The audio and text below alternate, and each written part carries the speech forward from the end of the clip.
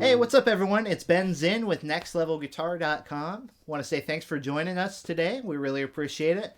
And we have a lesson for you on modern country guitar tone. We're going to talk a little bit about how to dial in that tone that we hear from some of our modern country favorites. Guitar, pedals, amps, playing approach, all of that good stuff. It all combines to help us achieve the sound that we're looking for. So country guitar in general, there's kind of some basic recipe elements, and then there's some places where we can divert and try some different things. So I think the classic country electric guitar is a Telecaster, so that's what we're playing today. This is a 51 Nocaster Relic, but you don't have to have a Tele to play modern country. That's what's great about it.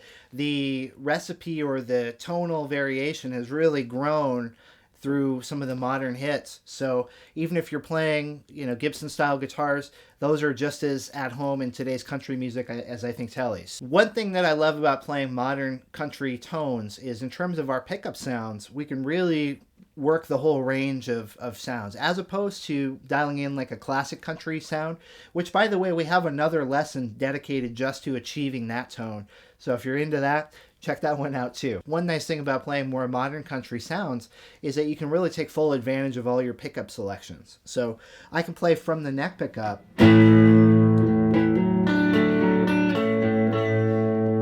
the bright bridge pickup,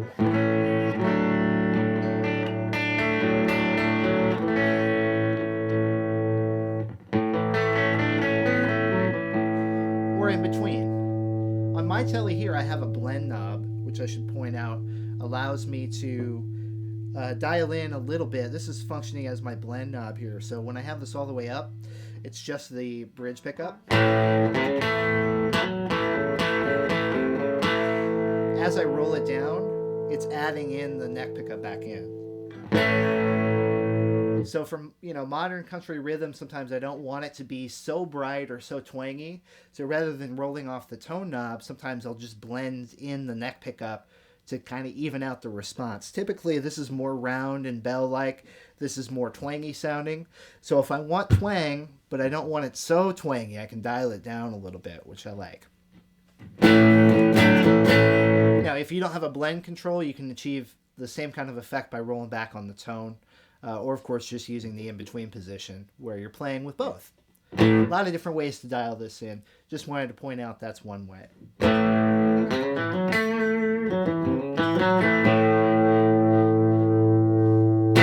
Now, I'm using a compressor as well. So a compressor is just as at home, I think, in some of the more classic country sounds as it is in modern country. That's one element where we see that kind of common sound world really push through no matter the era. Today I'm using an Exotic Effects SP compressor, which I really love because it's got a couple of things that work really well for me. Number one, it's really tiny, so it fits on my pedal board really well. Doesn't take up a lot of space. I like that. It's a Ross style compressor, which is a classic compressor circuit. The company is Ross, but the boxes, the old school ones, are really big, and so they take up a lot of space. If you're trying to conserve space on your pedal board, you got to really love that compressor, which I do, but I like it in a small package. The other thing that this compressor does that I really like is it has a blend control. So I'm able to blend in the amount of compressed signal from 0 all the way to 100%. So I can go from, I typically have it at about 50%. Now, if I want a more compressed signal,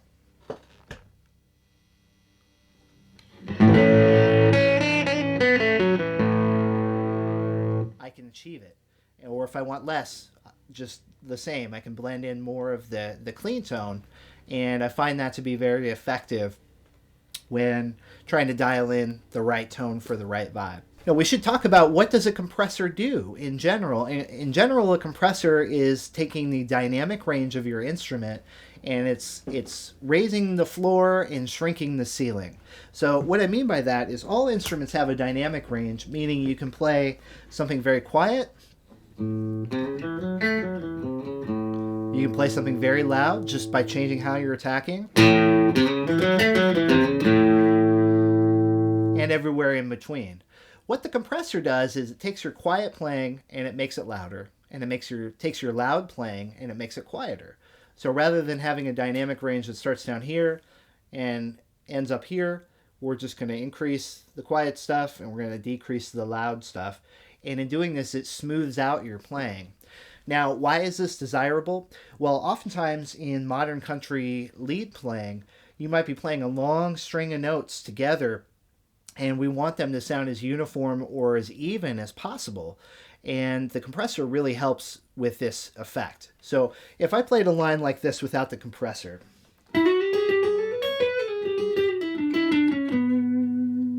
okay, so there I'm doing a bunch of hammer on and pull off.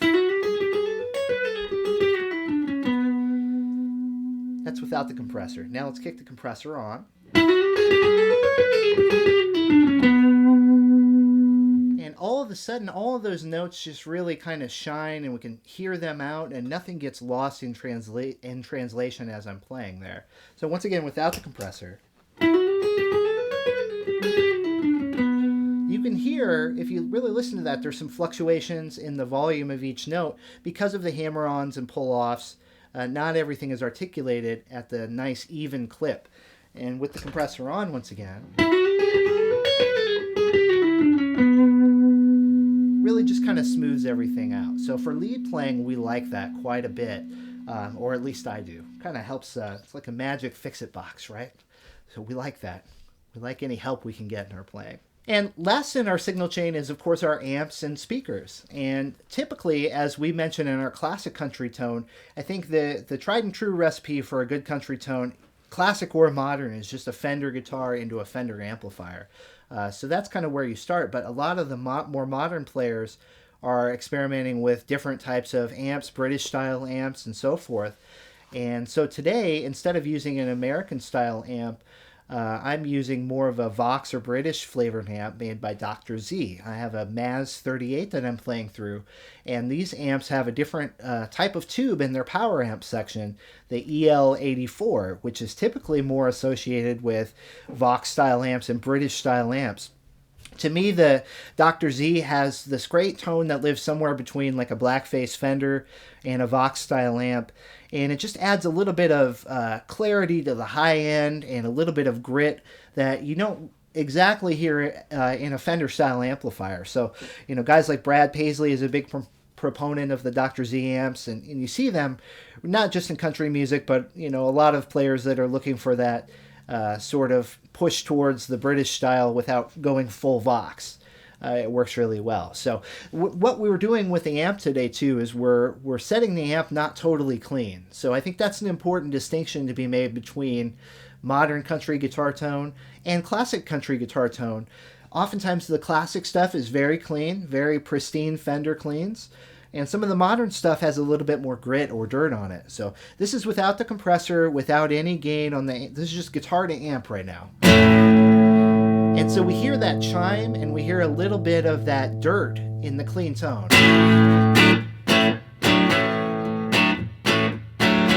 So that's kind of my bass rhythm tone when I'm playing modern country. I like to have a little bit of that distortion.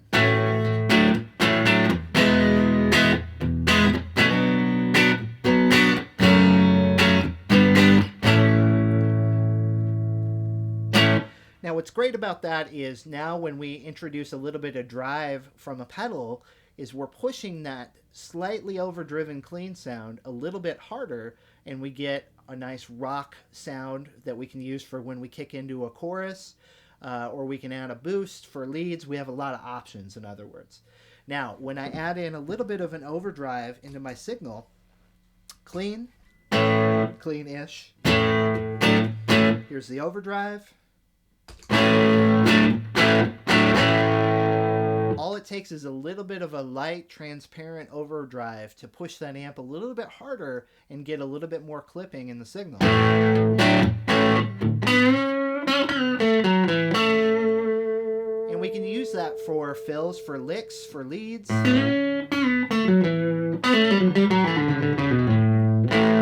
That's without the compressor. Now with the compressor.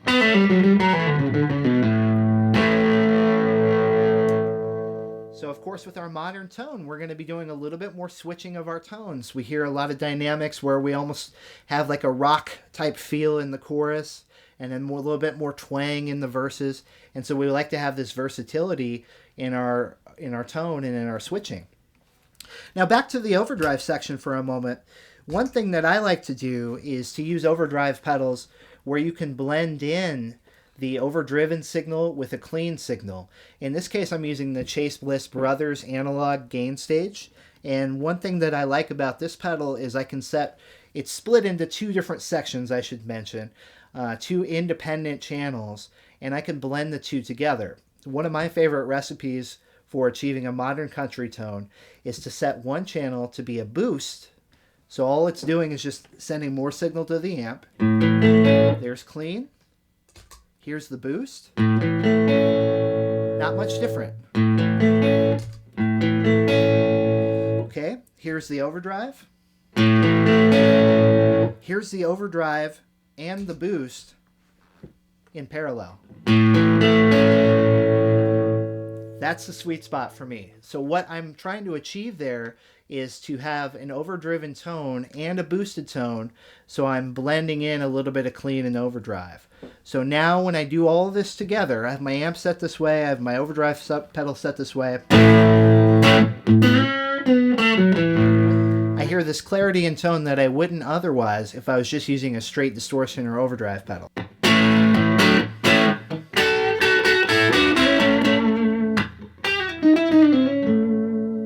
Okay, so we've talked about the guitar, we've talked about the pedal setup, the overdrive, the amp, and of course, you know, as with any playing, it all starts with our hands. It all starts with our technique. We never want to forget that probably the most important component to our tone is how we're playing our hands. But everything always works together, right? Our playing technique and our gear, it all integrates to create the sound. So let's talk a little bit about some modern approaches towards technique.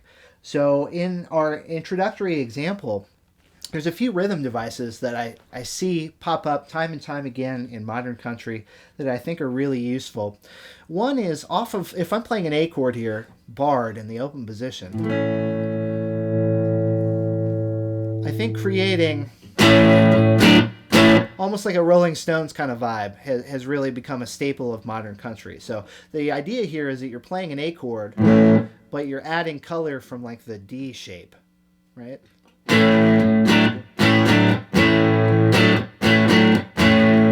So it works really well in the open position, but even if you visualize a D chord like this, and you take away the root and just play it here, now you're free to add those extensions up here too.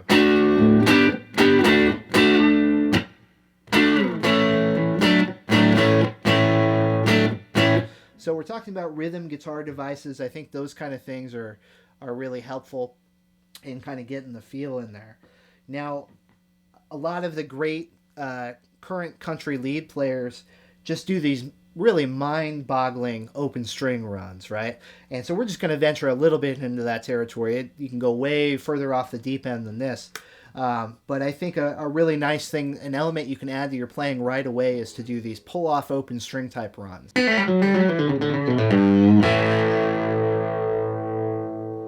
So what I love about this kind of stuff is it gives the impression of speed, but you don't have to pick all those notes. A lot of it's just done with pulling off to open strings.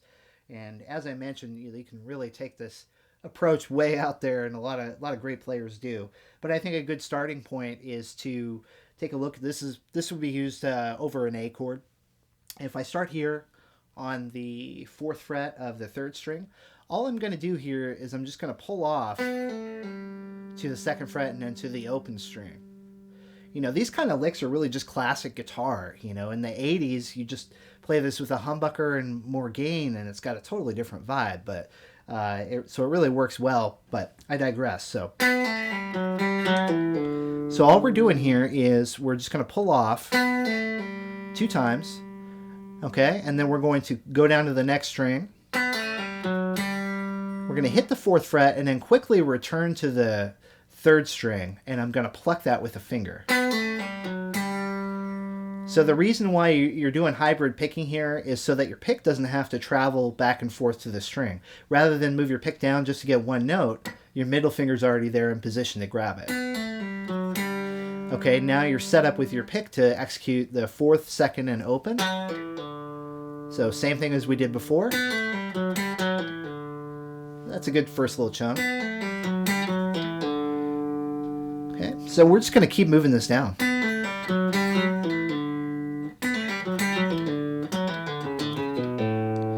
So all I did there was just repeat the 4th string run, return back to the 4th string, and then pull back down. Let's run up to there really slowly.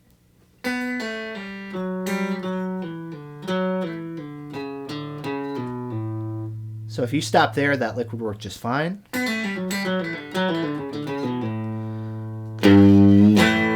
can play this gained up a little bit more with this little bend on G and then ending with the A power chord.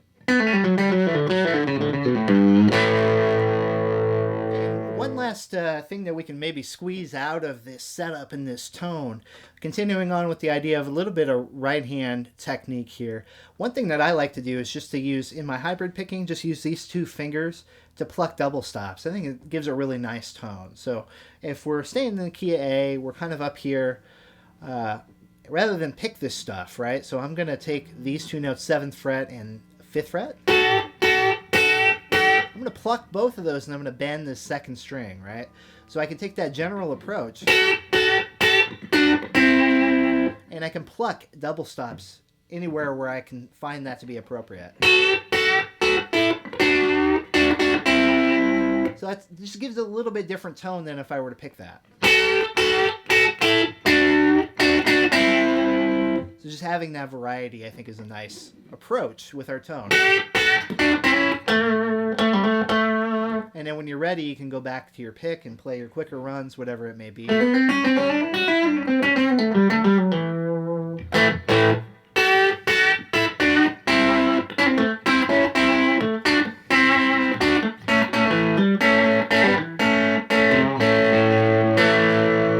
The general thing to take away there is not so much the specific example, but just the idea of you have that compressed, overdriven tone, all the elements that we talked about before, and just really getting that pop happen with the fingers.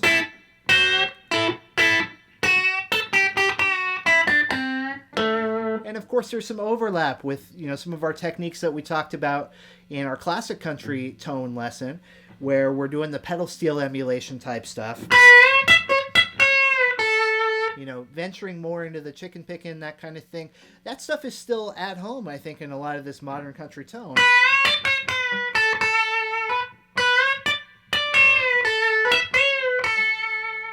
Just has a different sound based on how our pedal board, our guitar, our amps all set up. So that gives us some idea of how we can start to implement all of these different elements, right? To me, tone starts from the hands, then it travels through the guitar, then on through our cable into our pedal board and out through our amp. And every stop along the way is an important factor in the tone. So thanks so much for checking out this lesson. We sure do enjoy bringing these tone lessons to you. And hey, Next Level Guitar is a great resource for players of all styles and all skill levels. We have over 2,000 video lessons there about tone, technique, every style and skill level that you can think of. Really, we have covered there. So whatever you're into, head over to nextlevelguitar.com and be sure and subscribe to the YouTube channel. We'll let you know every time that we upload new lessons. Leave us a comment down below, all that good stuff. Give us a thumbs up.